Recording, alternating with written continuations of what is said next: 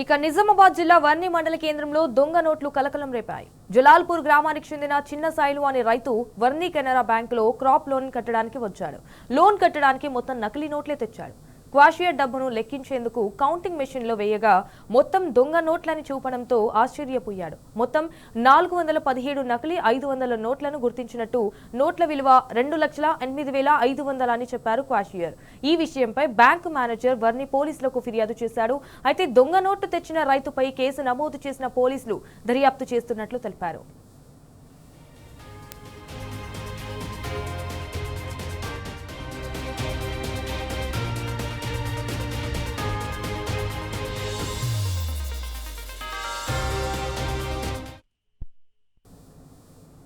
Manager నిన్నటి దినమున వాళ్ళ బ్యాంక్ వచ్చినట్టు ఎవరైతే మన కస్టమర్ ఉన్నారో నేరంలో చిన్న సాయి అని క్రాప్ లోన్ పేమెంట్ చేయడానికి వచ్చిండు.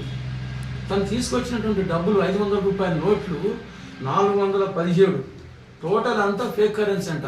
వాళ్ళు నిర్ధారించుకొని నాకు పిటిషన్ ఇచ్చింది. దరఖాస్తు ఇస్తే నేను కేసు రిజిస్టర్ చేసినాను.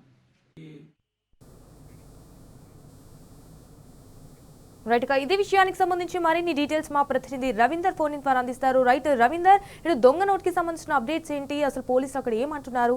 Watts updates? నిజామాబాద్ జిల్లా వర్ణి మండల కేంద్రంలో ఉన్నటువంటి కెనరా బ్యాంకులో దొంగ నోట్ల విషయం కలకలం రేపావి. ఉమ్మడి నిజామాబాద్ జిల్లా వ్యాప్తంగా, కామారెడ్డి నిజామాబాద్ జిల్లా వ్యాప్తంగా ఈ అంశం చర్చనీయాంశంగా మారింది. రైతు తన క్రాప్ లోన్ ను మాఫీ చేసుకోవడానికి ఏకంగా 417 నకిలీ 500 నోట్లు తీసుకురావడం జరిగింది. మొత్తం విలువ 2,08,500 రూపాయలుగా పోలీసులు గుర్తించడం జరిగింది. ఈ నేపథ్యంలో పోలీసులుకి ఈ దొంగ నోట్లుగా గుర్తించినటువంటి క్యాషియర్ వెంటనే పోలీసులకు సమాచారం అందించడం జరిగింది. పోలీసులు పూర్తి స్థాయిలో దర్యాప్తు చేస్తున్నారు.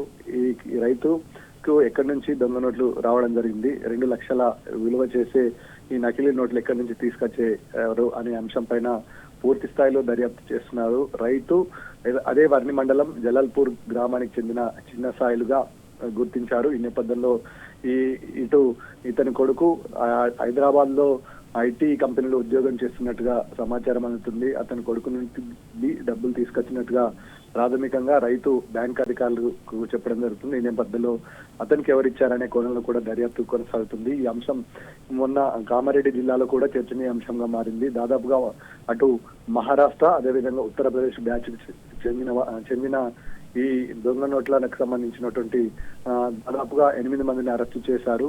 మిగతా వారి కోసం గాలింపు చర్యలు చేపడుతున్నారు. దీని మూలాలు ఉత్తరప్రదేశ్ ఉన్నట్టుగా పోలీసులు ప్రాథమికంగా గుర్తించారు. ఈ నేపథ్యంలో ఇప్పుడు ప్రస్తుతం ఇటు నిజామాబాద్ జిల్లాలో కూడా ఇదే పరిస్థితి ఏర్పడడంతో దీని వెనకాల ముఠా పెద్దగా ఉన్నట్టుగా పోలీసులు భావిస్తున్నారు. ఈ నేపథ్యంలో గతంలో 2,63,400 రూపాయలు ఇదే అంశానికి సంబంధించినటువంటి కేసులో పోలీసులు దర్యాప్తు చేసి ఆ కేసును ఛేదించడం జరిగింది.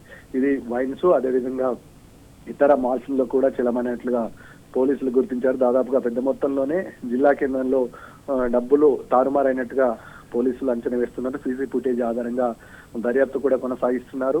ముఖ్యంగా 2 బ్యాచ్లుగా విడిపోయి ఇటు పోలీసులు దర్యాప్తు అయితే కొనసాగుతున్నాయి.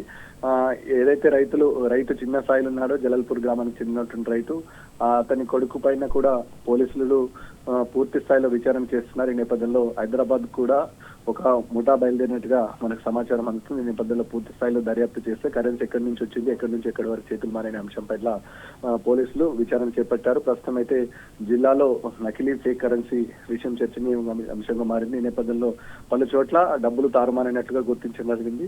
మరి ఎవరెవరికి డబ్బులు పంపిణీ జరిగింది, ఎందుకోసం ఈ డబ్బు వినియోగించుకోవడం జరిగింది అనే అంశం పైన పోలీసులు దర్యాప్తు కొనసాగుతుంది. Right, all right Ravinder, thank you for the updates.